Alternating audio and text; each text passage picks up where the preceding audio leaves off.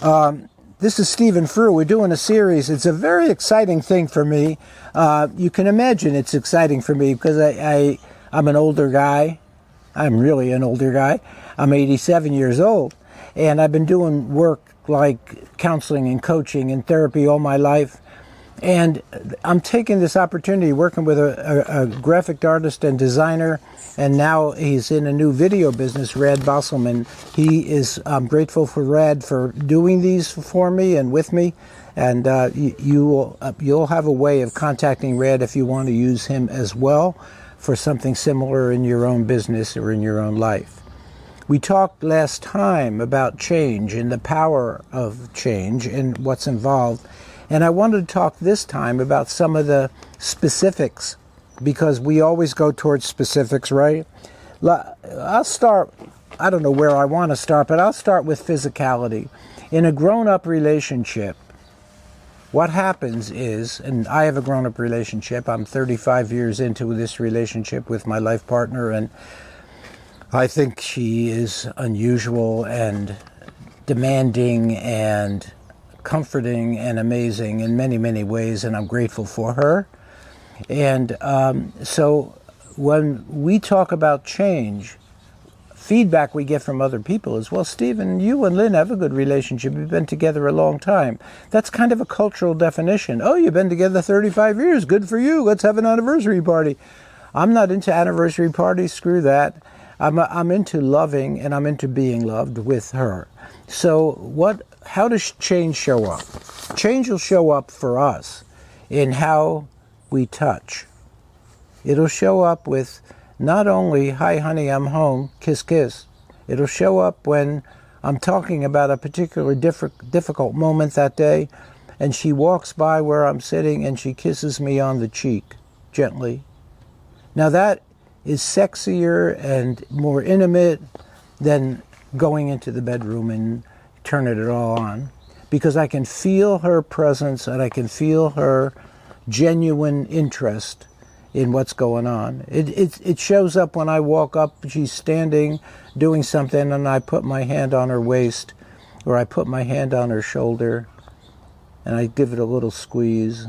She's knowing that I'm seeing her and I'm being close to her. So physicality and the way your physicality shows up is a big deal. Now, here's the interesting part. Tommy told me about one of the people he coaches and how he was damaging his elbow by the motion. He was a pitcher. By the motion he was using, and Tommy showed him a whole different way to make that pitch, starting with his foot, I think, and with the placement of his leg and where the power came from. I don't understand it very well, so forgive me if I don't explain it well.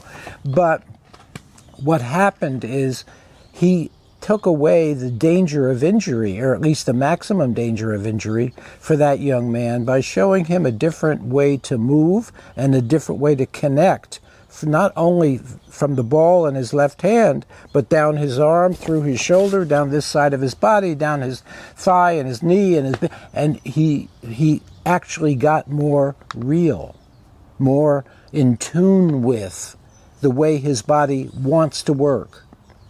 Coaching in that situation could be forceful coaching and saying, well, now I'm throwing 90 miles an hour. If you really focus, you can throw 92. But if he really focuses and throws 92 without that coaching, that elbow's going to give. And the amount of injuries are going to go up.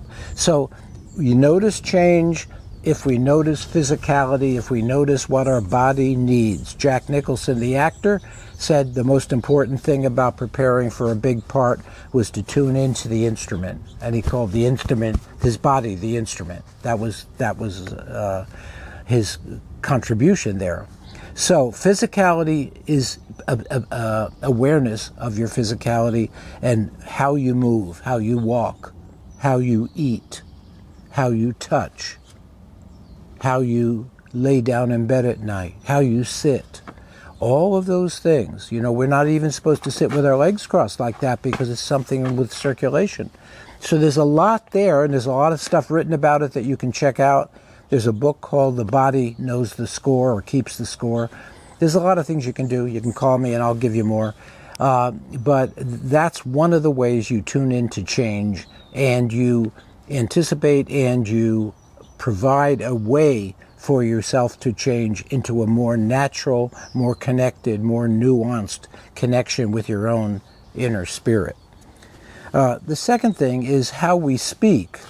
I believe that we all have gathered over our lifetime incredible amounts of cliches and patterned behavior. Example, "Hey, Rad, how you doing today?" Rad says, "Fine, Stephen, how you doing?" Now, there's nothing wrong with that, right? It's a greeting. It's a social greeting. But it doesn't give much connection. It's just something we do.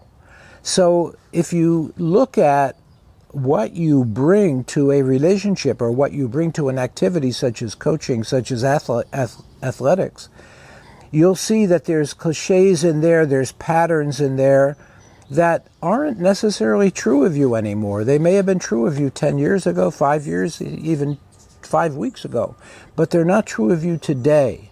And to take that on and say, what do I really, actually, truly want to do here? What do I really have to say here? Maybe it's nothing. That gets me closer to my authenticity and to my genuineness. And that's the key to longevity. Your authenticity and your genuineness in your loving and in your behavior. So a friend of mine told me this story about a coach he had. He had a coach that was brilliant, apparently, and he respected that coach a lot. And one day he said to that coach, "You know, everything you say to me over the last 4 years or 5 years, I already know. I just didn't know I knew it." He said, "You have a way of saying things in a sentence or two that I find that I knew, but I couldn't possibly say them in such a succinct way." So he said, "How do you do that?" I said, the coach said, "Well, you know, I've coached a couple thousand people and they teach me a lot and we learn together to get the essence of something."